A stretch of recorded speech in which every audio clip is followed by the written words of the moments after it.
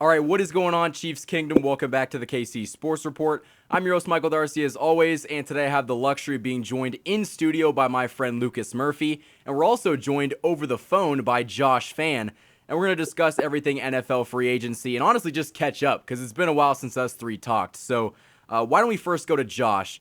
Josh, what are your thoughts on some of the upcoming free agents, and what's it like being back with the trio? Yeah, man, it is great because I know we probably all said to each other because we've done content with, the two of us in some combinations recently. And I'm sure we said to each other, man, we got to get so-and-so back on so we can have the three of us again. And finally, we've been able to do it. So it's great to be back. It's great to hear Lucas again and you, of course, but especially Lucas since it's been a while. It has. Yeah, no, it's awesome. But, since we're getting closer to free agency, there are so many possibilities that we're hearing about, and there's so many players that I'm sure we all want. If you're just asking me, though, like a player that stands out in my mind that I'm like, man, the Chiefs, I would really like them to go after this guy. Since the beginning, because I have always thought Tyrann Mathieu was probably going to walk, and when he does, I think that they're probably going to sign a big free agent in the secondary. And it came out today, I'm pretty sure, that the Saints are not going to tag Marcus Williams, their star safety. He's only 25 years old, Marcus Williams. He's a huge hitter, but he's also got a lot of range, and he's been someone I've had on my mind since free agency talks have really started up. I would love to add Marcus Williams to this secondary. Josh, I really do think that you kind of inspired my love for Marcus Williams because I really want Marcus Williams. I think he'd be a really good fit, and the best way to describe him, if I was to give him a summary of the player that he is, I think he's a Tyrann Mathieu that doesn't make business decisions. I know that sounds bad. This guy flies around the field, makes big-time tackles, and everybody gets on him for the Minneapolis Miracle. This was like 3 or 4 years. I think he was a rookie back at the time, and really that was just... in the biggest game of his life. It was one game, too. We got to move on, because I think Marcus Williams in this secondary would just be phenomenal. But, Lucas, what is your thoughts on Marcus Williams, or do you have another player in mind? Yeah, I mean, I really like Marcus Williams, too. I'm pulling up right now kind of what his projected market value is from Spot Rack is how I pronounce it. But, yeah, I've heard Spotrack, Spot Track, and then Spot Rack. So yeah. I've heard 3 different... yours is good, though. I think Spotrack is terrible. Yeah, I think I just call it Spot Rack, but it probably is... What did you say, Spotrack? I think it's Spot Track. Yeah, whatever it is, but yeah. So I'm seeing right now that they're projecting him 5 years for $75 million with an average of $15 million per. That would rank him in the NFL at 87, and free safety he would be ranked 3rd overall when it comes to his salary. For a guy like you said who is 25 years old. They compare him to the contracts of Jamal Adams, Justin Simmons, Budda Baker. I mean, you're talking some of the elite safeties in the NFL. So, he's going to get paid wherever he goes. But, yeah, if it's worth it, and, I mean, we see his play, then, yeah, for sure. One thing that I talked about with Michael and I've written on is the fact that they could actually draft if he does take, the high road. And speaking of who is Honey Badger, goes somewhere else. There's Daxton Hill out there. There's a few other guys that really could probably slot in and play that position. Obviously, you're losing some of that leadership aspect that we always talk about, but I'm a big fan of Daxton Hill. But, yeah, I would love Marcus Williams to come and put on a Chiefs uniform. I think he wouldn't necessarily be losing a whole lot of skill set, and I think he'd be a good spot for the Chiefs for sure. I agree. And honestly, I posed this question over Twitter, and everyone jumped on me. Some people agreed, a lot of people just didn't. I think if Tyrann Mathieu leaves, it's more of a question of when rather than if at this point for me. But when he leaves, I think safety's a bigger priority for the Chiefs than edge rusher. And I just think that's because right now, if you go into the season, you'd have Juan Thornhill and possibly Daniel Sorensen as your 2 starting safeties in the 2022 season.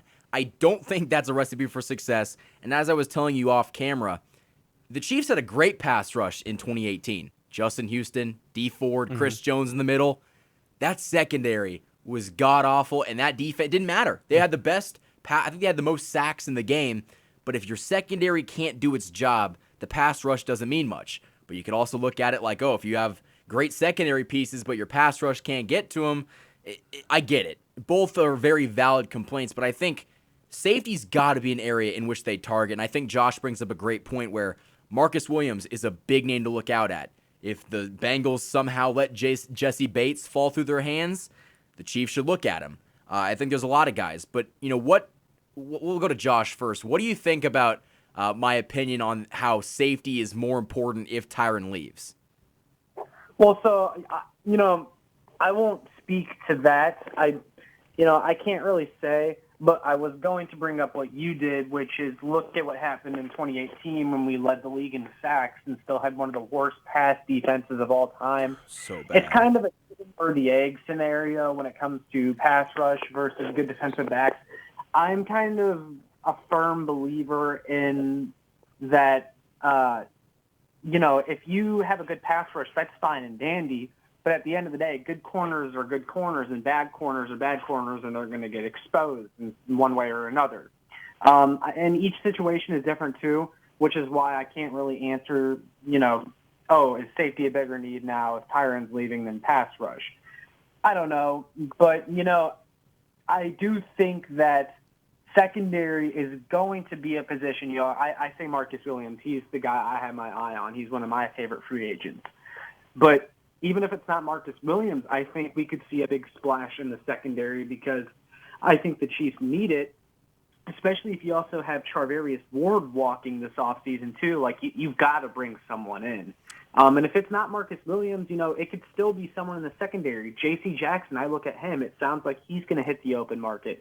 What if the Chiefs draft Daxton Hill at 30 and they pick up J.C. Jackson and that's your part of your new starting secondary? I could totally see them doing that. And then they also spend another premium asset on a defensive end or sign a defensive end in free agency. There's a lot of routes that can go, but if I'm a betting man, I would say that the Chiefs are going to sign at least one big name in free agency outside of the organization in the secondary. That's what I see happening. And also Charvarius Ward, who I mentioned a second ago, I've heard his market value is expected to be pretty high. I think if teams get in the bidding war for Charvarius Ward, if I'm the Chiefs, I would step out. And Michael, I think we talked about this last time. But if Charvarius Ward's going to get like 12 or 13 million on the open market, I would rather spend the extra $5 million and go get J.C. Jackson. I agree. But Lucas, what do you think about that? My take is that someone said it probably the best ever through Twitter the other day, and that was if you can't apply pressure to the opposing quarterback, you could have the most all-world, first-team all-pro corners out there, but with 5 seconds to 7 seconds of just freedom for a quarterback to do what they need to do, it doesn't matter who you got out there, they're going to be able to expose that cornerback, and that makes complete sense. So for me, I think they need to solidify this defensive end position. And, speaking of free agents, and in my case, I'm going to go potential free agents because it hasn't happened yet. And Josh actually tweeted about it. My go-to is going to be Zadaria Smith. If we have the opportunity to get a pass rusher of his stature, we talked about it on the phone call. I just swap out 55s and let's roll, because I think Zadaria Smith, I remember when we went, it was the Tyreek game, catching the ball across the field to win that Baltimore game at home a couple years ago, and just the relentlessness that Zadaria Smith and that entire defense could apply. I mean, you pair that with Chris Jones and, say Melvin Ingram. That's another free agent that they need to bring back. Yeah, and then maybe they go draft another D-end. I mean, you're really talking about some pressure. Then you're talking about, kind of maybe addressing that secondary. So for me, I'm going all out on that defensive end / pass rushing position, and I think that's going to be number one priority for me. And I do think they need to not only address it in free agency, but also to draft. My biggest concern is that, let's just say that they get Zadaria Smith and they say they draft a pass rusher, which I think that they should do. you might neglect safety, and this team has neglected DBs for the past like 4 or 5 seasons. And I don't want to say that it's been their downfall, because it hasn't been, but we can't see them go cheap in that area. And I know that there's a lot of good talent in the draft. It's actually not a good quarterback draft, but you can get a lot of good edges and a lot of good safeties. But my thing is, do you want a first-round draft pick essentially being the safety net for your defense? That's my biggest concern. But I also think Josh mentioned a very interesting name with J.C. Jackson.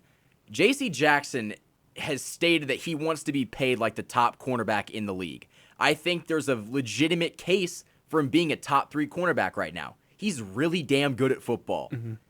But do you want to give him $18 to $19 million when you might be able to go get somebody else that are much cheaper? Now, I think that Charvarius Ward making double-digit pay, that's great for him. I don't want to see us pay him that, but if he can get that from somebody else, go for it. Like, you've earned it. But the Chiefs can go cheap. I guess they don't have to go cheap, but what I'm trying to say is they haven't spent resources in the draft to get those premier guys. If they spent their 2 third-round draft picks on corners this year, I would assess that as they actually valued the position and they spent assets to go get guys. They have not done that. They've spent a 4th on Zadaria Smith, and it worked out fantastic. And he was a safety. Yeah. It's just they haven't made that premier, what's the word for it? Yeah, I know. Investment. Yeah. They haven't made that investment at corner. I think that is a big priority for him. And I like J.C. Jackson. I would love him in Kansas City, but when the numbers come together, that's what concerns me, because I don't think that he would come here for a hometown discount. You know, I think Zadaria Smith, because we've been talking safety, you know, there's always that rumor that he could kick out there to play safety, and, you know, then you maybe go get a star-studded corner. But, I mean, historically, the Chiefs don't really spend on that position, and I think it's because they know that, you know, they can get some of these younger guys. I mean, Rashad Fenton can step up too, and, you know, you still got Boodle that's going to be on the team, and there's a few other guys. Now, is that the starting cornerback group that I want? Not necessarily, but, I mean, if you go out and get maybe a younger guy you draft, or one that I wrote up on was Averett from the Ravens potentially coming to Kansas City for a cheap deal. So there's some guys that are available out there. Like, who's to say they can't go get Stefan Gilmore for 1 year? Stefan Gilmore is really old, though. Well, and he was a Pro Bowler again. And this year? Mm-hmm. And okay. I think he might have been an All-Pro, so I'd double-check on that. But I know for a fact he was a Pro Bowler for the Panthers. But, yeah, I mean, there's some options out there, I think. And that's what's so unique about this year with the Chiefs is the fact that there's so many different directions they can go. I mean, Josh, you can speak on it too. I mean, you know that the draft is so deep. The free agency is starting to kind of pan out. We're seeing like a lot more guys get cut. Zadarius could be one. Amari Cooper rumors are coming out that he's going to get cut. Like, guys are going to start to come out, and it's, you know, as Chiefs fans, we always want to get every one of them, but it doesn't always necessarily happen. Yeah, I agree. Secondary, it's a position that, they haven't spent a ton of resources on. They're very conservative in that area, and I think the reason for that is because the Chiefs have a lot of needs every year, like every team, right? And I think since Brett Veach has taken over, he's picked one position. That position has ended up being cornerback, where he goes, this is the position where I'm going to scrap and get by and scrape the bottom of the barrel so I can focus on other places and, you know, go above and beyond. And cornerback it's just been put on the back burner by Brett Veach. But I don't think the plan was always to have it be put on the back burner. I think eventually he wants to get to it. And now it kind of feels like that time where maybe Veach goes and gets a premier corner agency. But kind of like I said a few minutes ago when we were talking about Marcus Williams and J.C. Jackson and all those guys, I think there's going to be a big move in the secondary. And I don't think it's going to be the only big move that people make because, you know, there's this misconception still about how the cap works and the loopholes that the Chiefs have with their cap situation in order to create all this space and have all this money. They're going to be able to make multiple big signings, and I think they will make multiple big signings. And that's why I say I think, you know, you could see a signing like Marcus Williams happen, and then they still go out and they bring in like Emmanuel Ogbah on the defensive line. I would love to see Ogbah back, and I'm just throwing out a name there, but I was actually going to transition to more of some of the names we like on the defensive line for you guys. I would love to see Ingram brought back and possibly Agba. And then still, I would even draft a guy too. But what do you guys have in mind as far as defensive line and free agents and stuff? Well, really quickly, we got Agba, who's a free agent. Von Miller's a free agent. Chandler Jones is a free agent. But the problem is Von Miller, he's 33. Chandler Jones is 32. You're not going to get any long-term production out of these guys. So this would be a quick fix. So they have to draft somebody. I think that's a given. I want to see them get a pass rusher in free agency, not named Melvin Ingram. I think Melvin Ingram is like a guarantee. It's an auto lock. He better be back on this team come training camp. I think you got Melvin Ingram. You sign either Von Miller, Chandler Jones, Agba, or you trade for somebody, and then you spend that first or second round draft pick to get a premier pass rusher that you can develop. Because I don't care what anybody says, Joshua Kando is not a pick that they have any sort of lofty expectations for him anytime soon. That's just kind of this guy could be something. Let's just see what we got with him. I think they actually have to invest in that position group needing production. They kind of did that at a time when they kind of thought the defensive line was set, and they're just like, oh, Kando, he's got upside, but it hasn't worked out. So I think that they have to draft somebody with the intention of him being a day one producer. Yeah, I think that there's a lot of, then that's what's unique about this draft. And, I was telling Darcy before we started this is I really wish the Chiefs had multiple top picks because of the athleticism that is just, overflowing in this draft. We're seeing guys, Davis from, Georgia as a D tackle. He ran a faster 40 than Mahomes. Is insane. These guys are athletic and they're moving. And yes, this is a combine, but it just shows that they have the agility. There's a lot of good talent in this draft, and I think the Chiefs see that. And we know how Brett Veach is, anyways. He gets excited about young talent and the scouting aspect, and so I could see us really kind of focusing in on the draft for some things, and like you said, making a couple splash picks in free agency to fill some holes.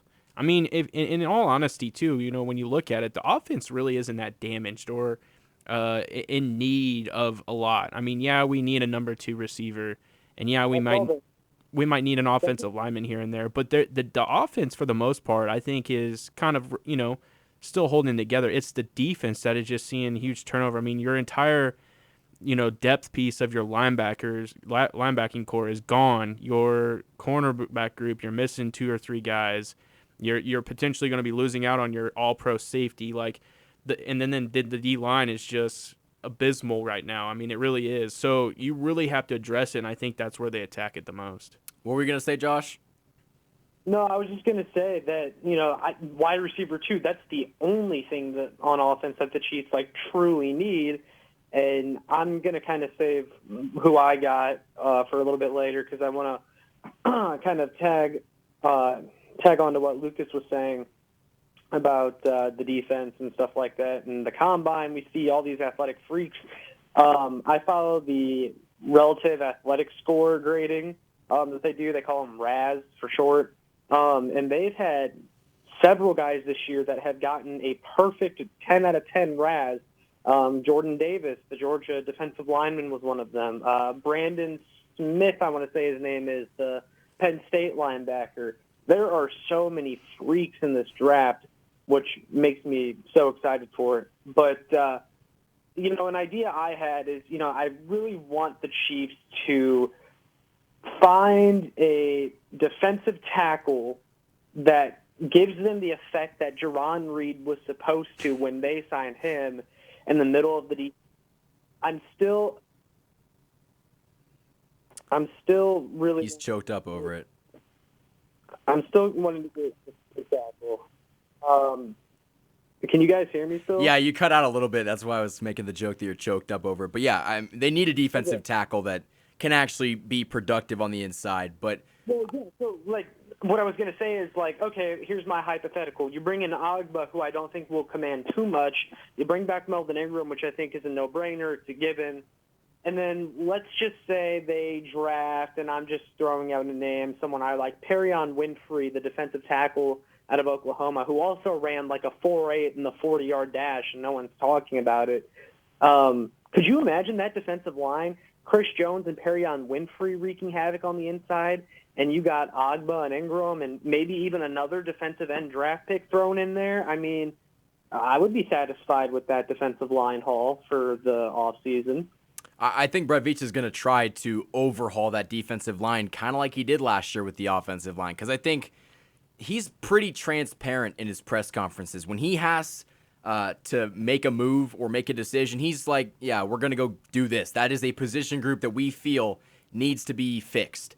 I think he's going to do the same thing with the defensive line, and while I don't think there's a lot of free agents out there that are really at the correct age that you'd want to give a long-term contract to, they might sign a couple of them for just pieces that could produce in 2022, but I think a trade could be very well possible, and they're going to spend a pretty high draft asset on getting a defensive end. I really do believe that. But, I don't want to transition to the wide receiver 2 yet, because there's a lot of names. Like Mike Williams just got thrown out there today, like, oh, that might be an option. But I think getting back to the DBs, the last thing that I want to say is I think that we kind of saw last year how late in the offseason Brett Veach saw, oh, the Vikings won a 6th-round draft pick for Mike Hughes. Steal. No, it wasn't. It really wasn't a steal. In fact, the Vikings stole a 6th-round draft pick from us because it just did not work. But I think that you need to find ways to get depth in this secondary. And I think that there's going to be a lot of guys on free agency that might not go day 1 or day 2 or day 3, but they'll fall through. And those are the kind of guys that we're going to want to see in a Chiefs uniform, because I think that cornerback, there's a lot of guys that are really good that are under the radar, but there's also a lot of guys that really suck. So they're going to have to make sure that they do the right job of getting the guys that fit in the defense. And honestly, just give Spags talent. Like, we dog on him and all, but this defense has never really given him the proper talent to use. He's got Ben Neiman and Dan Sorensen, for God's sakes, that he's got to use. Well, we have to remember, too, that we have Josh Jackson still on this roster. And, I mean, I know how we are with first-round picks, but, I mean, I would at least give him an opportunity to just see what he has, because, again, that could be another piece that you have to rotate in there. But go ahead, Josh. Well, first of all, I think they terminated Josh Jackson's practice squad contract. I could be wrong about that. I think he signed a futures deal with, like, Josh Gordon. So I think he actually is. You might be right. Okay, you might be right. But anyway, what I was going to say is tacking on to what Michael said, kind of with the late rounders and stuff like that. You got to nail those. I was going to say something along those lines. The smaller moves in general, the Chiefs need to nail this offseason, like the smaller signings, the depth signings, the 3rd and 4th waves of free agency, because I think they really botched that last year. They failed on trying to get Melvin Ingram. They made up for it later, had him in the building. He walked. They brought back Alex Okafor. They didn't really try to go and upgrade their 3rd safety. They brought back Sorensen. Same thing with linebacker and Neiman when Damian Wilson was even still out there. I remember a lot of people, including me, were freaking out when the Chiefs had all these guys in the building and no one was signing with them, and everyone's like, what the heck's going on? And then you had your side of the fan base that was saying, guys, chill out. Veach will figure it out. I remember one of the names they had was the slot corner from the Niners, Godwin Williams, and I really would have liked that pickup. And people are like, oh, who cares? What does it matter? It's not the difference between the Super Bowl. But you never know, because, if they had signed Godwin Williams, they probably don't make the Mike Hughes trade. And Mike Hughes was kind of a disaster. And, Michael, you said it last time we made a video. The Chiefs, the AFC Championship game sucked, but what kind of gets lost in all that is Mike Williams nearly lost us the season. Mike Hughes. Mike Williams. Mike Hughes. Like, he nearly lost us the season. And he fell down, guys. He fell down in the biggest play when you could have legitimately, the game could have been over. Mike Hughes fell down by Gabriel Davis, the 4th-string receiver, burning him. Yeah. Bad. Not good. I like Gabriel Davis, sorry. Yeah, the smaller moves need to be nailed. Like, I want to see them, remember that all-in kind of mentality Veach had in 2019, the offseason, before we won the Super Bowl?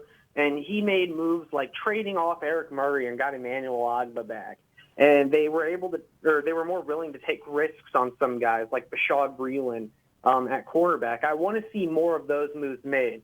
Don't just go, oh, I think we're fine with our guys. If there's someone out there that you think has a little bit left or, an intriguing name, bring them in, see what they can do. I want to see the smaller moves nailed, if you guys get what I'm saying. Are you talking about like a move like for Josh Gordon?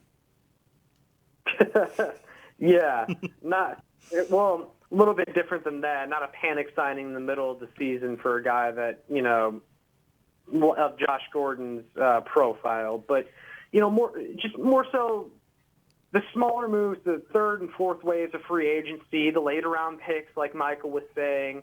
I don't think we've quite, been as successful in that area as the years past.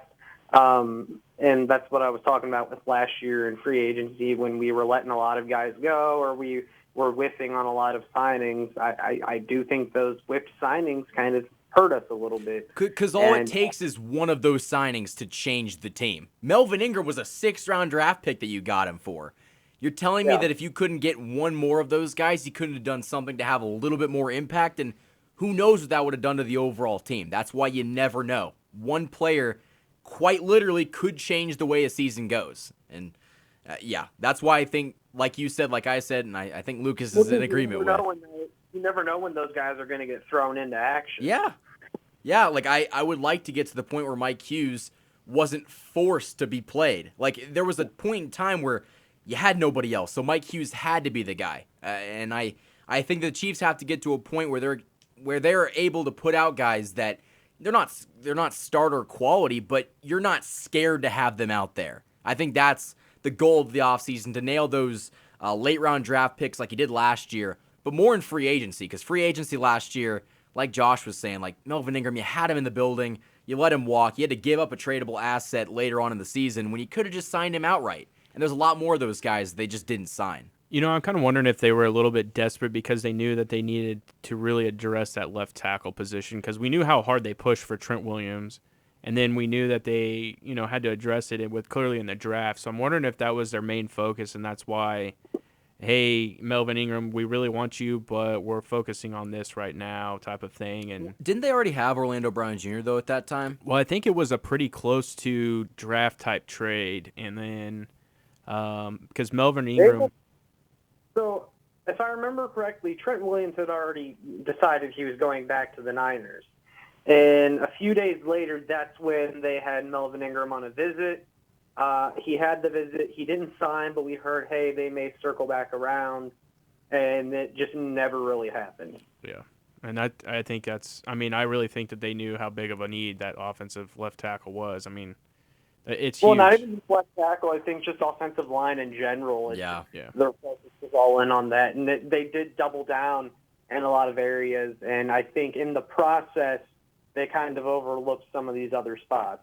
Well, heading into this season either. I don't think that they're very sold on Lucas Niang playing right tackle either, and that's one that a position nobody's really talking about a whole lot. Like maybe they go out and address right tackle.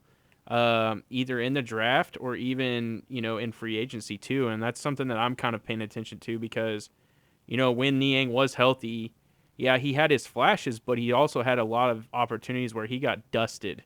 And so I think that, that's something to pay attention to as well.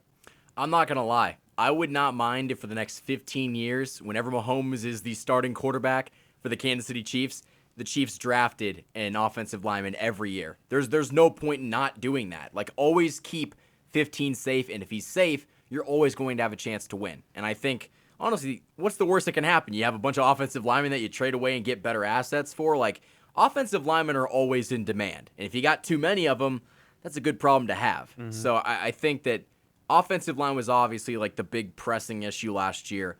But if Brett Veach takes the same approach this season with the defensive line and gets the starters and really nails those backup guys. Like, we had a starting caliber center in Austin Blythe that just didn't play because Creed Humphrey was the best center in football. Kyle Long and Trey Smith. Well, Kyle Long never played. But yeah, they had those guys in place. They traded away LDT midway through the season because they just weren't going to play him. Trey Smith, yeah. They had the answer, and the answer to problems down the road. They need to do the same thing with the defensive line because that's the biggest issue right now. I do believe that. Josh, you have anything else about the defensive line or the secondary group, or do you want to get into the receivers? I think I'm ready to talk receiver.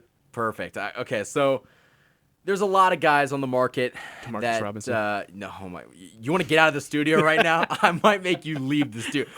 Me and Josh talked about Demarcus Robinson and his cut him or sign him video, and I'm not the biggest Demarcus Robinson fan. I think that's pretty self-explanatory. But, the wide receiver market this offseason, it's so good. You got JuJu Smith-Schuster, Allen Robinson, potentially Mike Williams, Devontae Adams. He's probably going to go back to the Packers. But you never know. I mean, there's a lot of guys on the market and some guys that might just go under the radar. But, really quickly, I think that my free agency pick, the one that I just think is going to happen, I think JuJu in Kansas City is just meant to be. I think that he was probably going to come here last year, but COVID really messed up the contracts, and he just thought, okay, I'm going to go and bet on myself and stay where I'm familiar. But honestly, if he would have came to Kansas City, he probably would have boosted his stock because Big Ben can't throw a football farther than us. So I think that was really a problem for him. But I think JuJu's probably going to come to Kansas City. Josh, what do you think about that, and who's your wide receiver? Yeah, that's who I was going to say, actually, and I agree with you. I think the writing is on the wall. I think both sides really like each other. I think there's probably been some conversations between the two sides about it already. I think JuJu wants to be here. I think he realized that he messed up last year. He won that one last ride with Big Ben, clearly did not help himself at all. And I think he's just the perfect fit for this offense. Because of his versatility, the ability to play inside and outside receiver. He thrives as a number 2, not a number 1, and he understands that role, which I think is really important. He was very, very productive when he played under Antonio Brown. Now he's going to be playing behind Travis Kelce and Tyreek Hill, and I think he has the potential to put up really big numbers doing that. There's this misconception that there's not enough targets to go around in Kansas City with Hill and Kelce. That's not true. I think I remember looking at Byron Pringle and Demarcus Robinson's targets from last year, and they combined for over 100. So let's just say those two guys don't come back, and you sign JuJu. I mean, that's 100 targets that just opened up for you. If you're JuJu Smith-Schuster, you have single coverage to go up against. And I think JuJu's going to be really cheap because, again, he didn't really boost his stock in Pittsburgh. And Lucas was talking about earlier how we got all these needs on defense, and I agree with him. Wide receiver 2 is really the only big need we have on offense. Here's a guy that fits exactly what you need perfectly, and he's probably going to be really cheap. Go out and get him and fix that defense. I think JuJu's just a no-brainer. Like, there's not really any doubts in my mind that we're not going to get him because I think that he wants to be in Kansas City, and we obviously wanted him. We tried to get him last offseason, but honestly, a guy that I would probably rather have in Kansas City is Allen Robinson. I think Allen Robinson is really, really good, and he just kind of wasted away last year in an offense that never really had a good quarterback and had Matt Nagy running the ship. I think that honestly was a big problem as to why Allen Robinson kind of fell off last year, but I mean, do you guys remember what he did in 2020 and the hype surrounding him? Because Allen Robinson legitimately at one point in time was going to command some big-time money. Mm-hmm. And I think if he could get Allen Robinson like a 1-year prove-it deal and maybe he could go somewhere else after, I think Patrick Mahomes is going to give the opportunity for a lot of these receivers to make a ton of money because he's just so good and he's going to get these guys the ball. But I think JuJu's probably going to happen, but Allen Robinson is the guy that I would love. But, Lucas, what do you think about that? I just think it's going to be tough with Nagy being that kind of killed it. And I really think, with the issues that they had, whatever it may be, I mean, maybe they can get past it, and him coming to Kansas City and playing for Patrick Mahomes is completely different. But I'm going to go different than all of you, and if the actual cut does happen and Amari Cooper becomes available, that's my 100% all in because I think he would accept being the number 2. I think he would accept exactly what Josh described as JuJu is getting that one-on-one coverage and has the ability to play that one if something were to happen to the other two.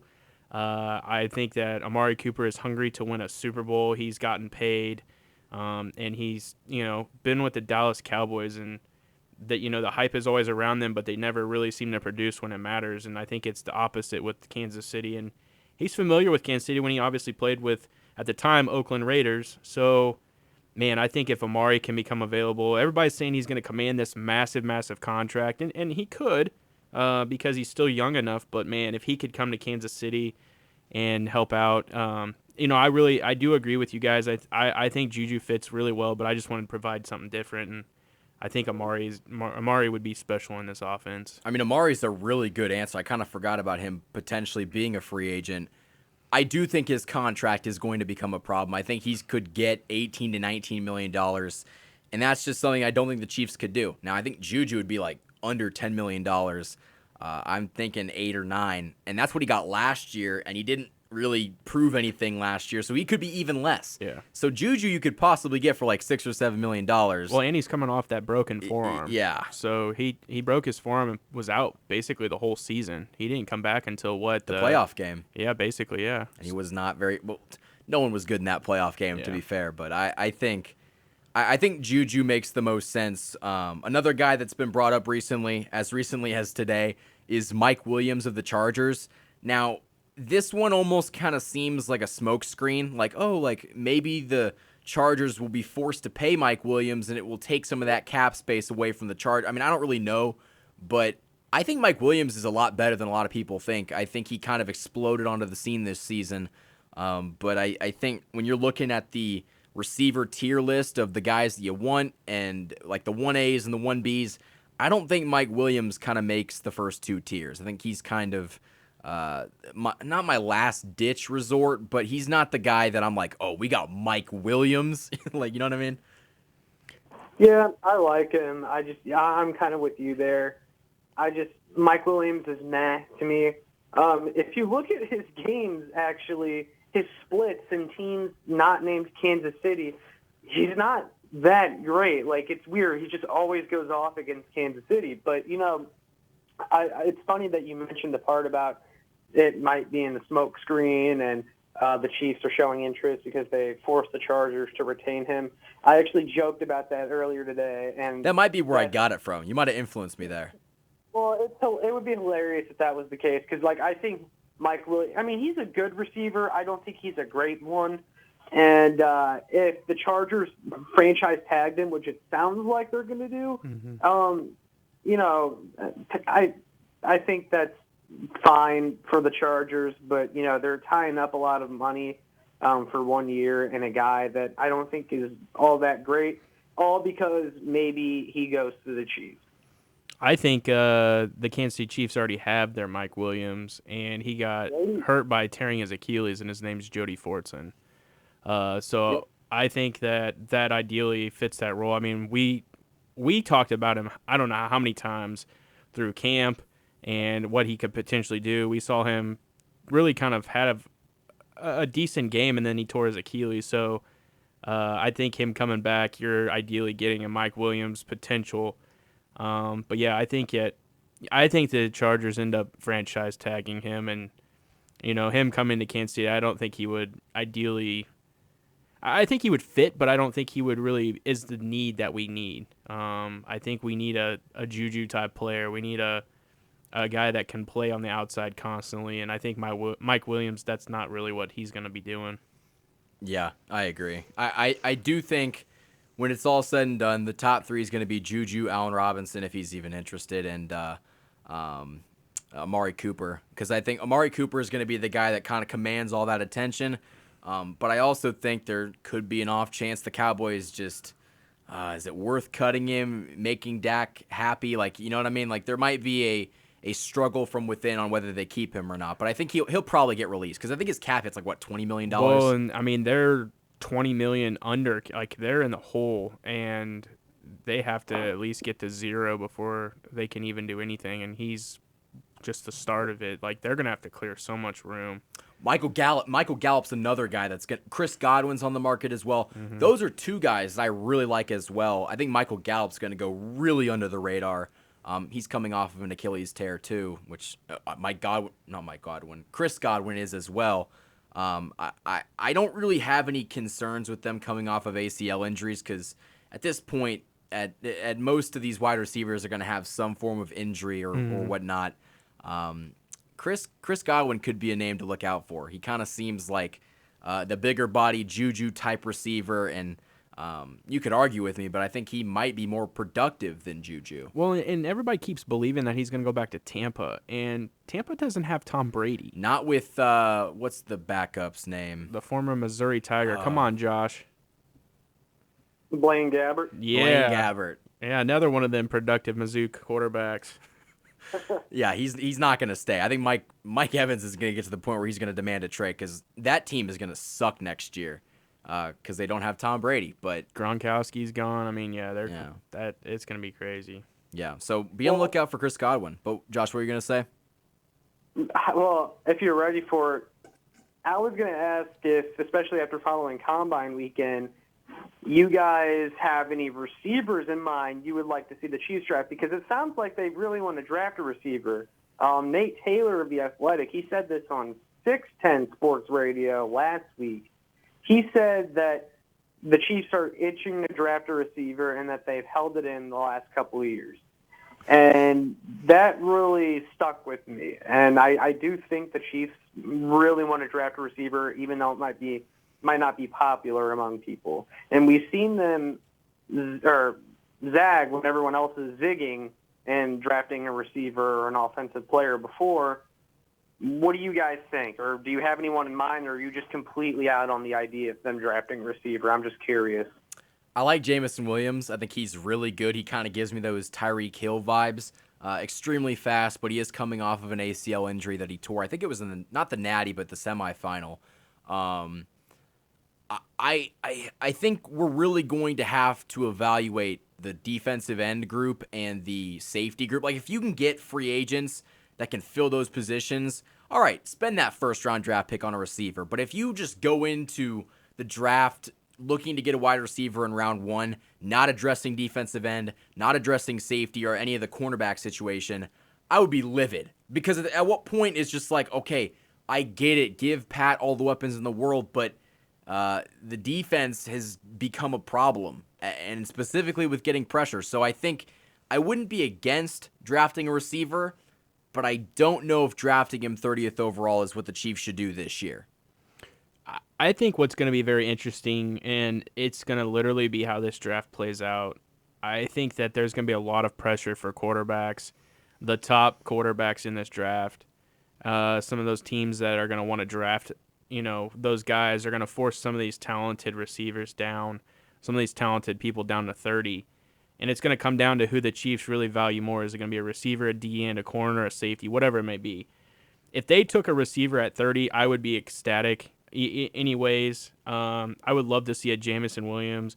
I would absolutely love to see a John Mechie fall down there. I mean, I think he has a good possibility too, just because of his ACL. We've seen rumors of Drake London coming to the Chiefs. I mean, there's a lot of Christian Watson from North Dakota State, potentially coming to us in the second round. There's a lot of guys I really like in this. I mean, I'm going through this list right now, and some of these guys are not going to go in the first round, and they're going to be easily available in that second round. If they do that, I mean, you're talking even George Pickens, he's starting to creep back up, talks into the first round. So some of these other top-tier receivers are going to fall to that second round, and that's where we might see the Chiefs make a move to go get that guy. And, man, I tell you, if they get an absolute elite defensive end or safety at 30 and then turn around and get us one of these top-tier receivers, I'm sold. I'd be happy then, because then they got that safety, and we don't have to. It's kind of like how at the time when they picked Clyde, we were all upset because they didn't have a linebacker. But when they drafted Willie Gay the next round, more breathing room was able to be had because, okay, you spent that first rounder on Clyde, but at least you got your linebacker. I think you got to get the important positions first, and I think that really, given the fact that wide receiver 2 is an issue, but it's not the overwhelming issue, they need to spend those draft resources on players that are actually needed And I think that when you're looking at the wide receiver free agent market, it's really good. So, like, why not address that in free agency and leave the draft picks up to the defense? That's kind of where I fall.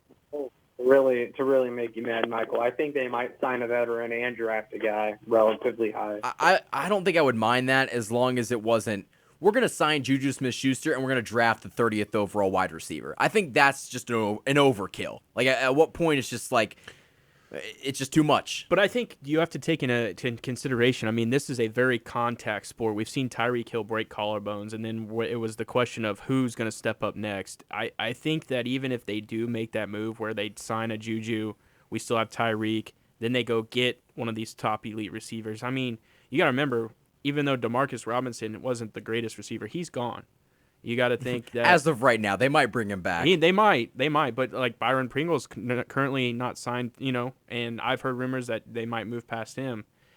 We still have Powell that we drafted last year that could be coming up from the practice squad, but outside of that, I mean, there are a lot of question marks with this receiver group. So if they really did stock up in that aspect, I mean, hey Mahomes, here's as many weapons as you can, like go do your thing, and I'd be excited for that. I really would. But yeah, it's just that's what's gonna be so unique. And I think the closer it gets, once free agent, because we know we're in that legal tampering period right now where they can actually talk to free agents and kind of, hey, are you interested and all this stuff. Maybe they already got an idea of who might come here on the offense, and like you said, we're going full on defense, which I would be all for too. And that's what I think is exciting. Is really if we sway either way, I'm gonna be fully ecstatic, whichever way they choose.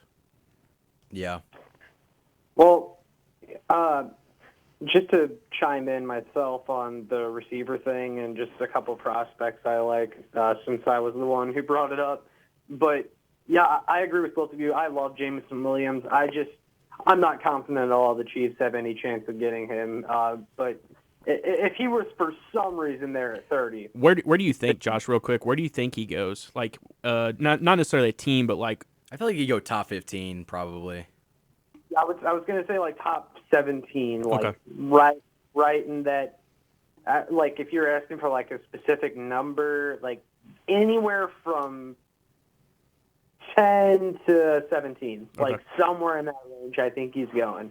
But if he were for some reason to drop at 30, the Chiefs should run to the podium with his name on it. Yeah. Because that kid is so impressive, and he is from St. Louis, actually, and there's kind of a little bit of a local connection there for me. I think that would be really cool. A guy who grew up not far from me and going to my favorite team in the NFL, I think that would be really cool.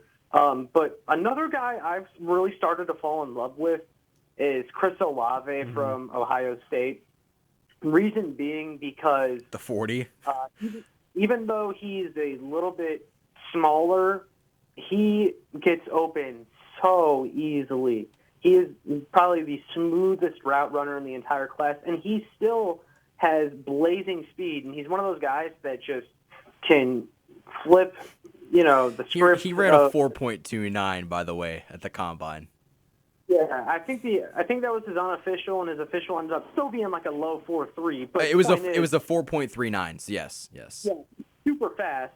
I mean, that's the he can change the game within seconds, kind of like almost having another Tyreek Hill. Obviously, Tyreek Hill's on his own level. I'm not saying Chris Olave is Tyreek Hill, but man, could you imagine another guy like that? And what if they doubled down and they signed Juju and they drafted Olave? Like that would be so exciting to me. And Olave, I fall in love with him because I think the number one way for rookie receivers to get on the field and be productive early is to get open, and Olave is probably the best in this class at doing that, getting open. And I think, this is kind of a hot take. I think he has a chance to be this year's Justin Jefferson or Jamar Chase. He's not quite those guys, athletically speaking, but in terms of immediate year one production, I think Olave is up there. I think he could be really, really good as a rookie.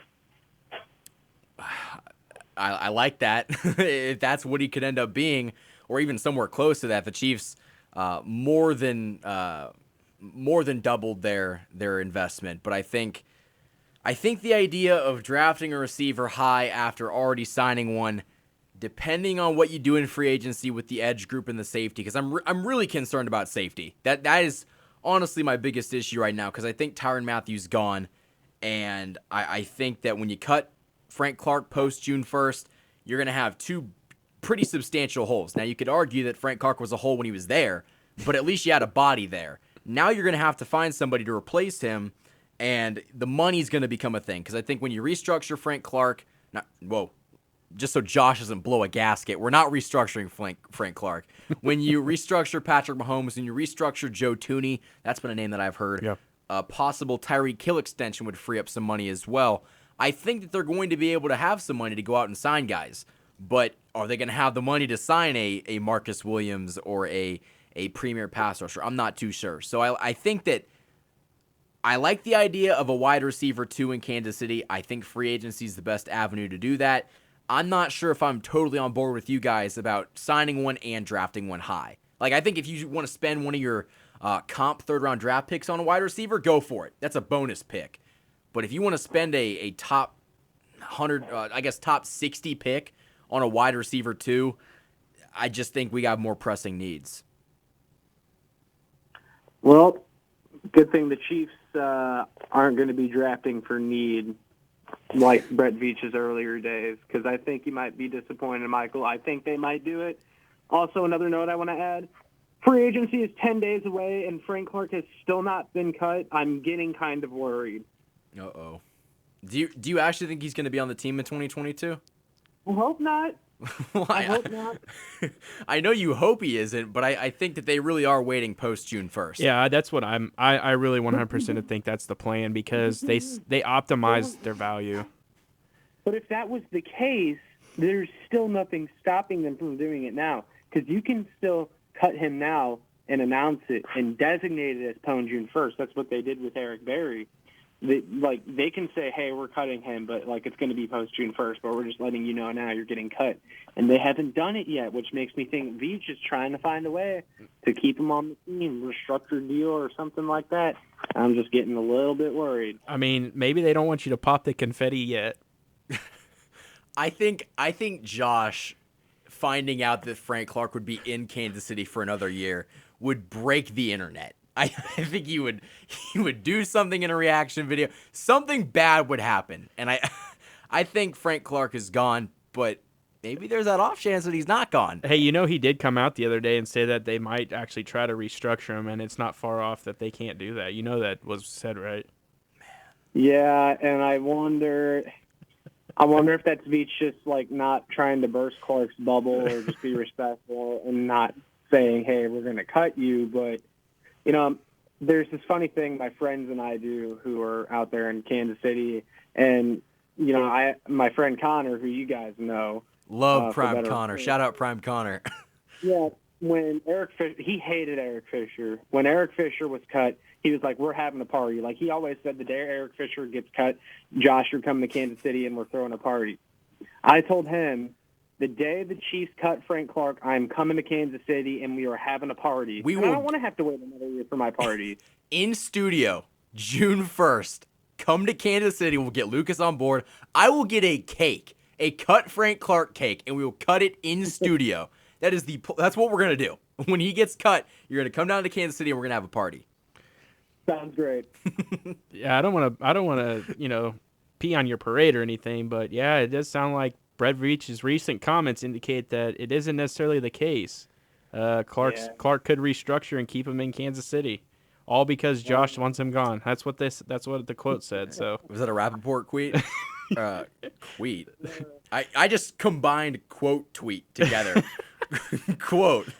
Oh man. Well, I thought this was a great video. Josh, you have anything else to add? I guess I should ask really quickly because we might just go on for another 10 minutes if something comes up. No, but I'll say one more thing because there's that off chance that someone in the Chiefs organization is watching this video, and if there is, and if by some miracle Brett Veach is watching, please cut Frank Clark, please.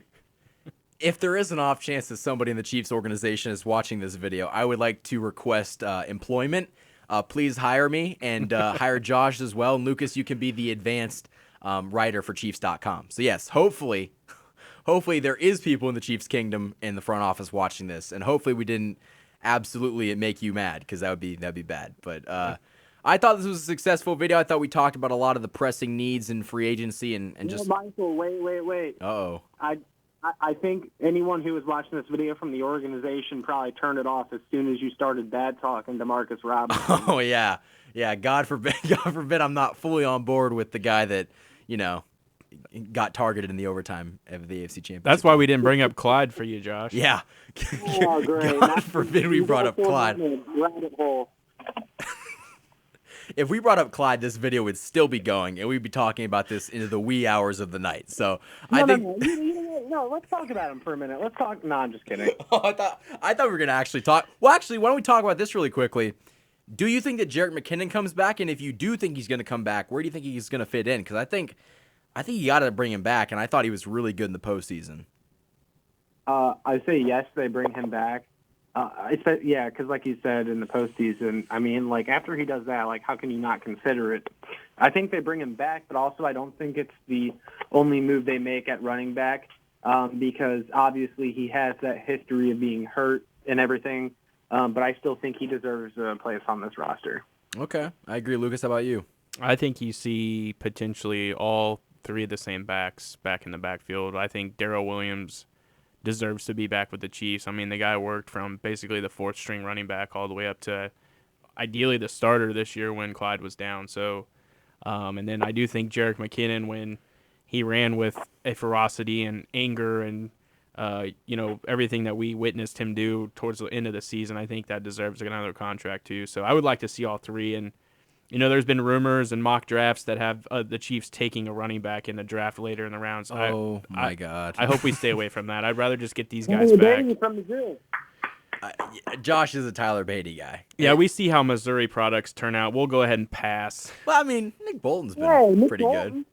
Well, true. Okay, 1 out of 10. Yeah. Notice how he was on defense and not offense. But anything else you guys want to add? No, I think we're good. We don't want the video going off the rails. Yeah, and for anyone in the Chiefs front office that is watching this, I apologize for anything that we said or might have said or maybe led you to believe. But with that being said, Josh, I really appreciate you coming on. I really appreciate getting Lucas in studio. It's been a long time since we've all three been on a video, and it's awesome to catch up. So why don't we go with you, Josh, first? Where can the people find you? You can find me here on YouTube as well as Michael. It's just my name, Josh Fan. That's the name of my channel. And you can follow me on Twitter at ShowMeFB for Show Me Football. And then you can also check out my work on ShowMeFootball.com and Arrowhead Addict. Sweet. And Lucas, how about you? Come over, check it out at the Twitter handle. It's the Beat of KC, guys. And definitely, if you get a chance, head over to kcsportsreport.com. A lot of writing has been going on. We're, talking draft, Chiefs, everything over there. So come over there, check that out. Also, Inside the Royals through Fan Nation, and also Blue Wings Rising at Fan Nation for you Kansas fans out there. I cover it all, so come check it out. These guys both do it all. I just cover KC Sports, and I kind of feel a little bit left out. But with that being said, guys, you can follow me on Twitter. That is at KC Sports Report. Instagram is KC_Sports Report. As Lucas said, go check out the website. That is kcsportsreport.com. As always, subscribe to this YouTube channel. Go subscribe to Lucas's stock channel, because he does that as well. And obviously go subscribe to Josh's YouTube channel. That's just at Josh Fan. And with that being said, guys, have a good rest of your day, and thank you for watching this video. Peace.